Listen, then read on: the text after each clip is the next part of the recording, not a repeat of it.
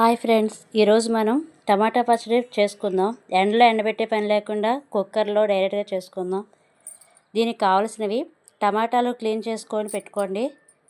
ఉప్పుతో ముక్కలుగా కట్ చేసుకొని దానిలో చింతపండు, ఉప్పు, కారం, పసుపు వేసుకొని విజిల్ పెట్టుకుందాం. వాటర్ వేయకుండా కుక్కర్ విజిల్ పెట్టుకొని 3 విజిల్స్ పెట్టుకోండి. ఇలా ఉడికాక మిక్సీ పట్టుకొని తాలింపు వేసుకుందాం. పక్కన కడాయి పెట్టుకొని ఆయిల్ వేసుకొని పోపుకి తయారు చేసుకుందాం. అవి మిక్సీ అయ్యేలోపు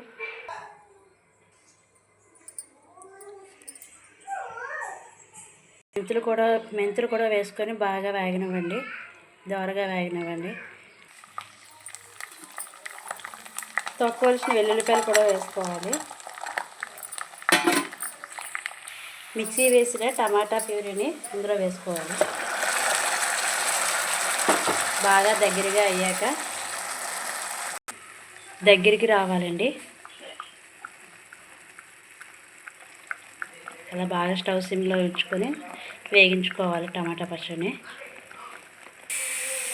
ఇలా ఆయిల్ బాగా పైకి తేలేంత వరకు ఉంచి చల్లారాక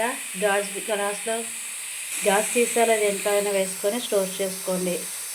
ఇది ఆయిల్ పైకి తేలేటట్లు చూసుకోండి. 1 మంత్ వరకు నిల్వ ఉంటుంది. ఫ్రిడ్జ్లో అయితే ఇంకా ఎక్కువగా నిల్వ ఉంటుంది.